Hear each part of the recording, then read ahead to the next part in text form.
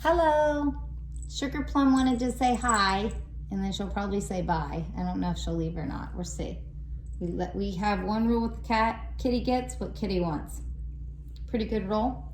So, my paper, my D is completely gone.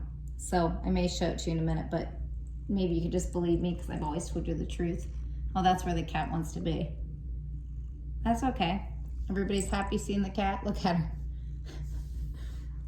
So I wanted to talk about schedule.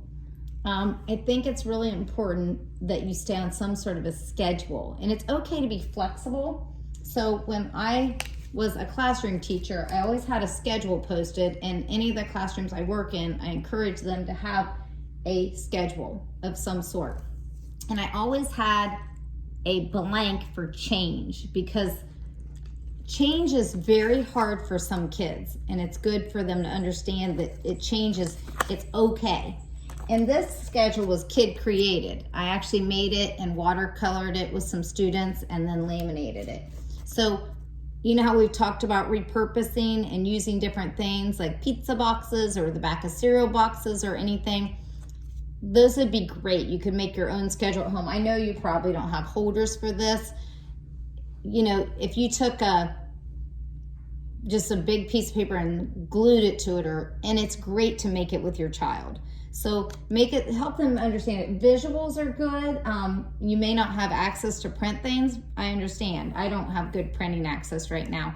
So, but you could write the word and maybe practice the breakfast, get them familiar with that B sound, so if they can find that card and know that that starts breakfast, then they can start, or you can have them draw a picture, kind of Blue's Clues style, draw some pictures so that they understand. And if they own that schedule, they're going to be more successful with it. It needs to be theirs, and it needs to be altered to fit your family. So for my schedule, the first thing we would do was the arrival, okay? And then typically I would have something here, and I always have my students come in and do name practice. They would have a paper on the table waiting for them, and we'd work on name recognition. So they would show, we'd welcome them. It was a very exciting time when they came, and they would unpack, and we had a very, very strict, or very, happy, but very structured routine.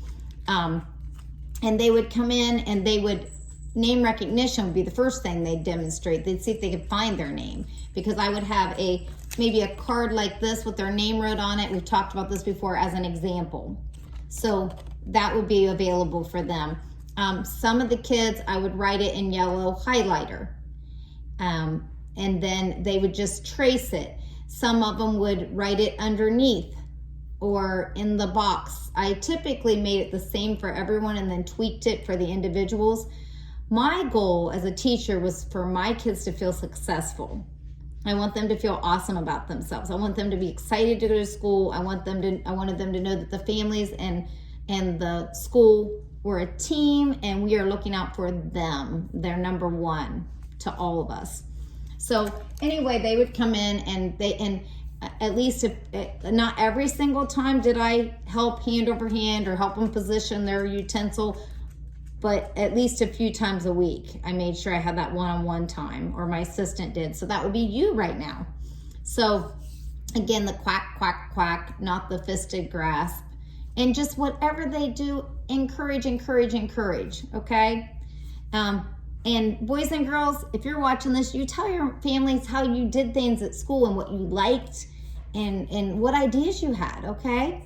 Whatever your teacher does, that's what she does. And whatever your families do, that's what they do. And we want to respect them. At Zanesville City School, we want to be ready, responsible, and respectful. I do believe those are our 3 R's, okay?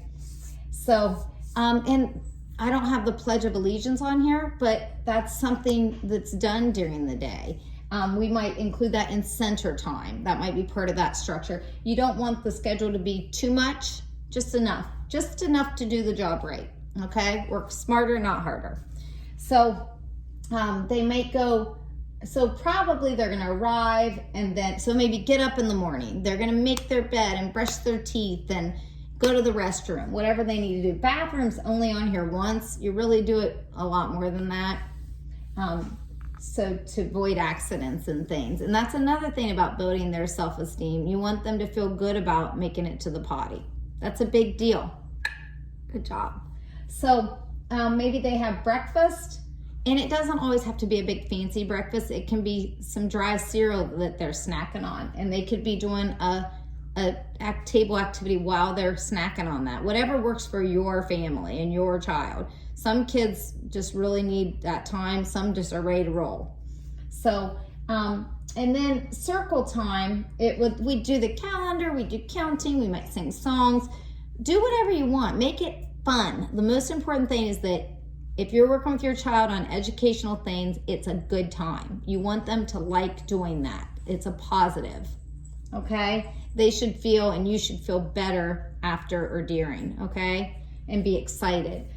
Centers, at circle time, you're gonna give examples. Like say they're gonna do a coloring worksheet or something your teacher sent home, or work on something, whatever they're gonna work on, a puzzle, whatever you have planned.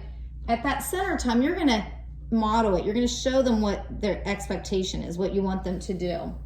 And then you might go in and set a timer, maybe on your microwave or some type of timer, and let them know, okay, Johnny, you have 2 more minutes, and then we're gonna do this. Work on what did we just do? What are we doing now? What comes next? Those kind of things. So I need to mentally prepare. I need visuals. We all use different senses, and be respectful of what your child and what you need, okay?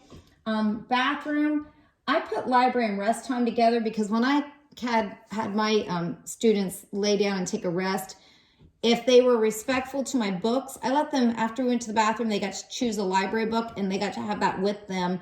I didn't make the room dark. I liked them to be comfortable in their environment as it was and not require that. So that was my choosing. And then usually when they get up, have a snack ready for them. Hey, did you have a great rest time? I'm so excited you're up. Let's have a snack and get going again. Again, some group time. And then if you're going to do like gross motor, big like activities, I don't know if you have somewhere they can play or whatever. It could be outside, it could be inside, whatever. You could be tossing a ball back and forth. That's great practice. And then let the school day end. You know, do just what's enjoyable. Have fun. And I'll talk to you another time. Bye-bye.